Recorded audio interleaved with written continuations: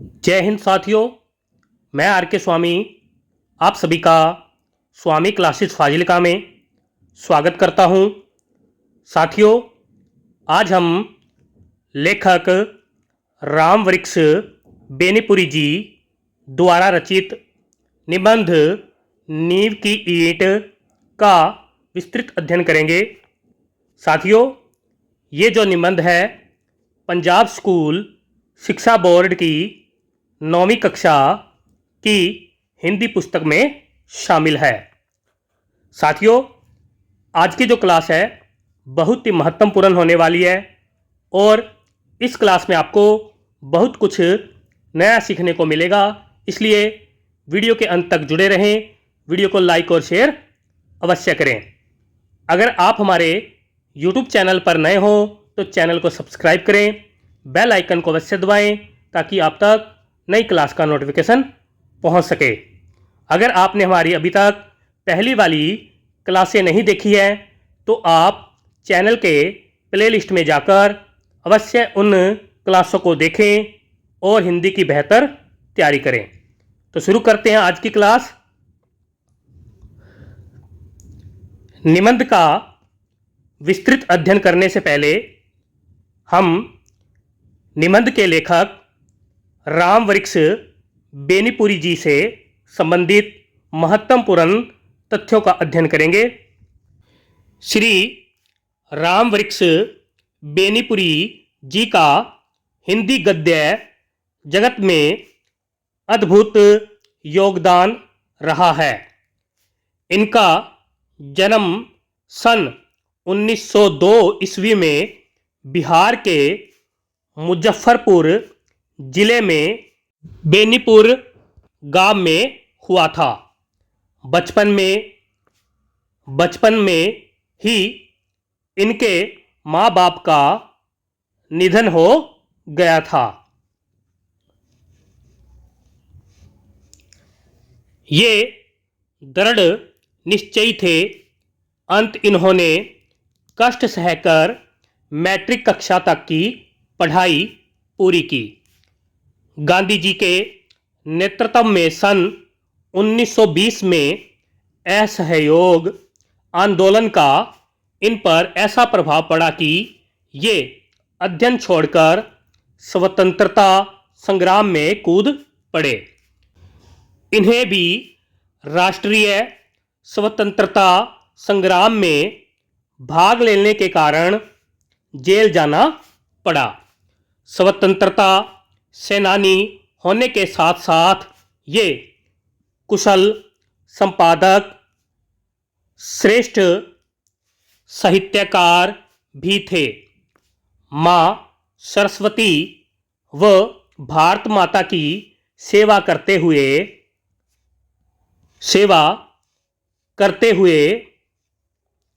7 सितंबर सन 1968 को इनका निधन हो गया।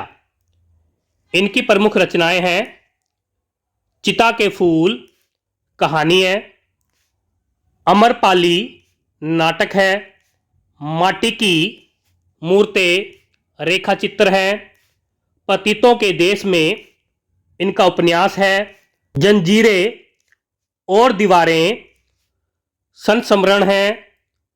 इनकी यह प्रसिद्ध रचनाएं हैं। इनकी रचनाओं की भाषा सरल एवं व्यवहारिक खड़ी बोली है। सभी साथी याद कर लेंगे, यह सभी रामवृक्ष बेनीपुरी जी की प्रमुख रचनाएं हैं। आगे देखते हैं। नींव की ईंट एक बहुत ही रोचक एवं प्रेरक निबंध है। इस निबंध में लेखक यह कहना चाहता है कि व्यक्ति को देश और समाज के कल्याण व उत्थान यानी कि विकास के लिए हमेशा तैयार रहना चाहिए। लेखक ने इस निबंध में नींव की ईंट के माध्यम से बच्चों को निस्वार्थ त्याग और बलिदान की प्रेरणा दी है।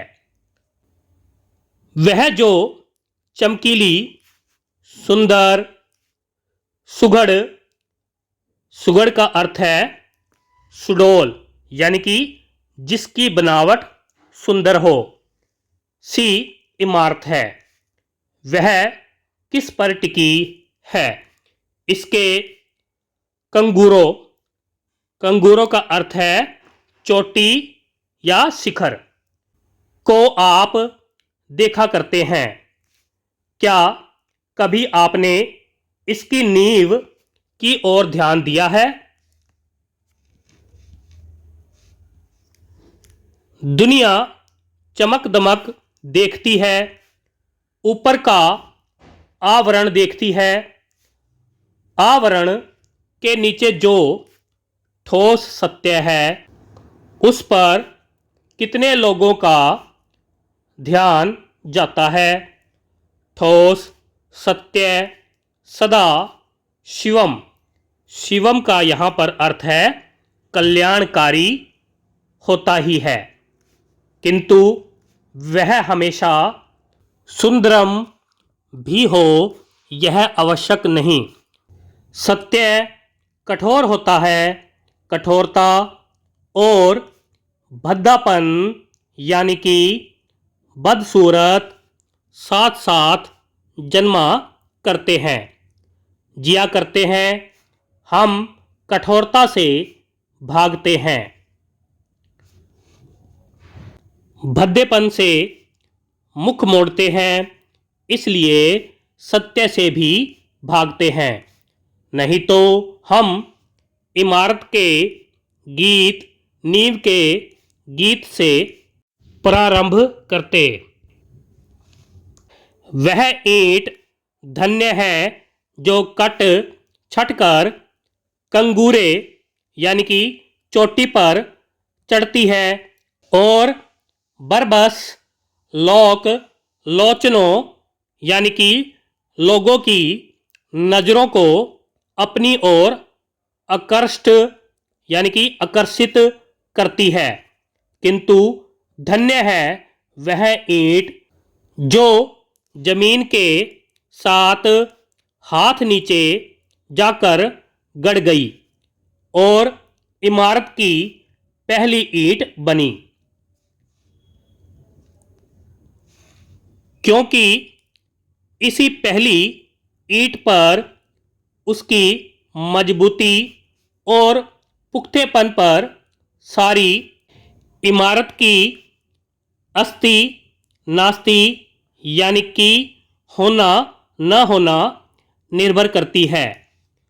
उस ईंट को हिला दीजिए, कंगूरा यानी कि चोटी बेतहाशा जमीन पर आ गिरेगा। कंगूरे के गीत गाने वाले हम, आइए अब नीम के गीत गाएं। वह ईंट जो जमीन में इसलिए गड़ गई कि दुनिया को इमारत मिले, कंगूरा यानी कि चोटी या शिखर मिले।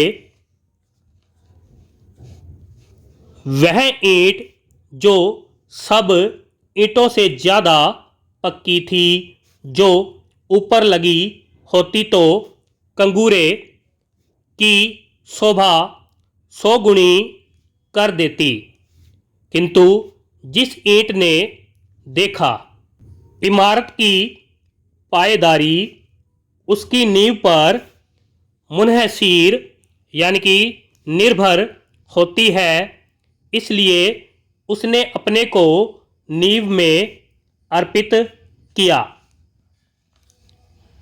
वह ईंट जिसने अपने को 7 हाथ जमीन के अंदर इसलिए गाड़ दिया कि इमारत जमीन से 100 हाथ ऊपर तक जा सके।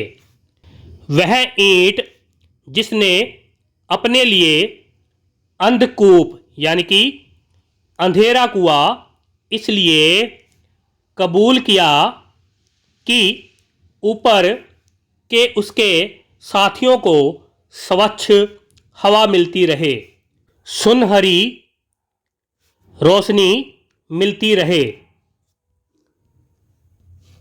वह ईंट जिसने अपना अस्तित्व इसलिए वलीन कर दिया कि संसार एक सुंदर सृष्टि देखें।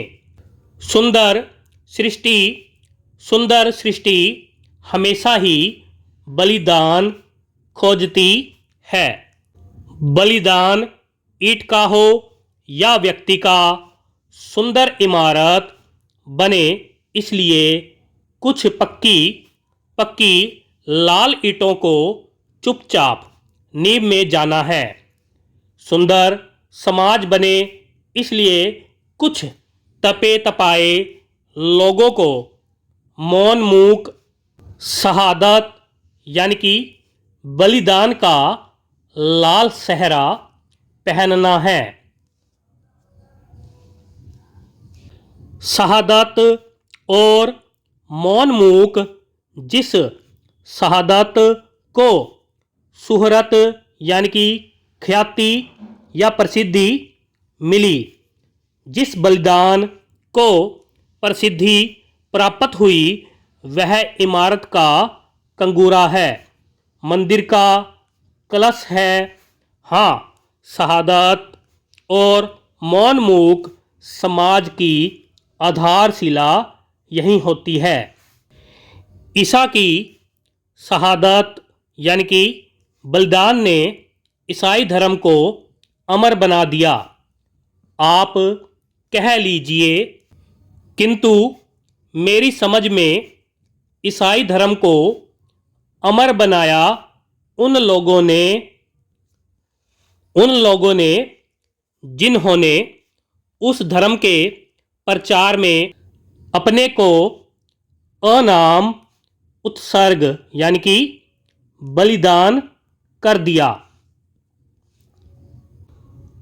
उसमें से कितने जिंदा जलाए गए, कितने शूली पर चढ़ाए गए, कितने वन की खाक छानते जंगली जानवरों के शिकार हुए, कितने उससे भी भयानक भूख प्यास के शिकार हुए।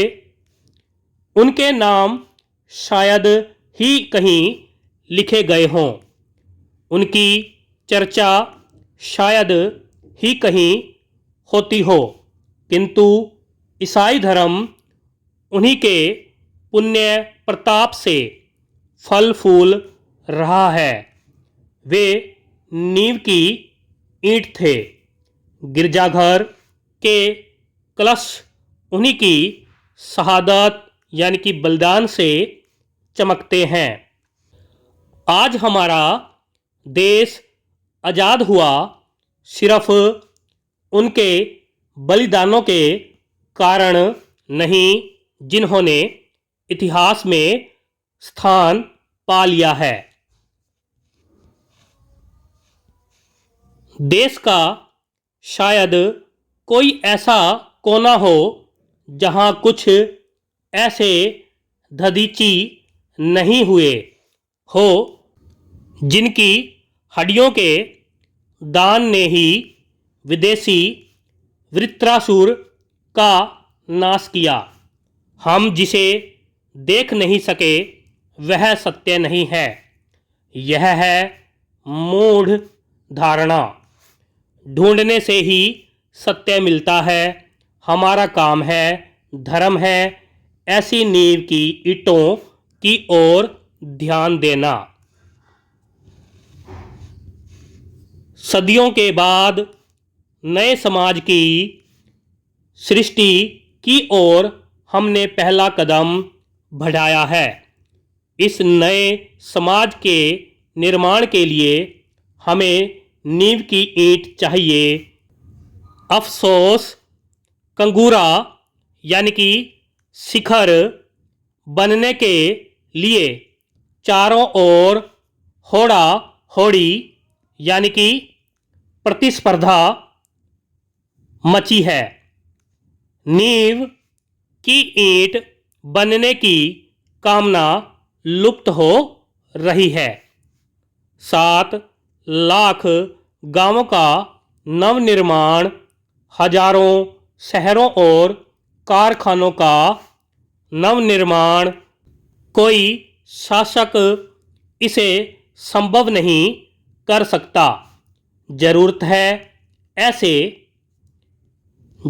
है ऐसे नौजवानों की जो इस काम में अपने को चुपचाप खपा दे, जो एक नई प्रेरणा से अनुप्राणित हो, एक नई चेतना से अभिभूत हो, जो शाबाशियों से दूर हो, दल बदलियों से अलग हो, जिसमें कंगूरा बनने की कामना न हो, कलश कहलाने की, जिसमें वासना यानी कि इच्छा न हो, सभी कामनाओं एवं सभी वासनाओं यानी कि इच्छाओं से दूर हो।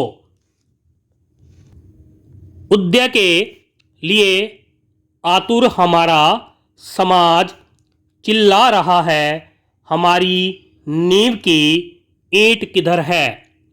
देश के नौजवानों को यह चुनौती है। यहीं पर यह निबंध समाप्त हो जाता है।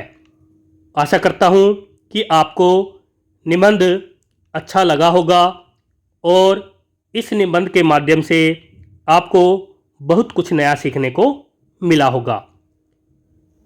इसी प्रकार से निरंतर अध्ययन करने के लिए चैनल को सब्सक्राइब करें, बेल आइकन को अवश्य दबाएं ताकि आप तक नई क्लास का नोटिफिकेशन पहुंच सके। तो मिलते हैं अगली क्लास में, तब तक के लिए जय हिंद।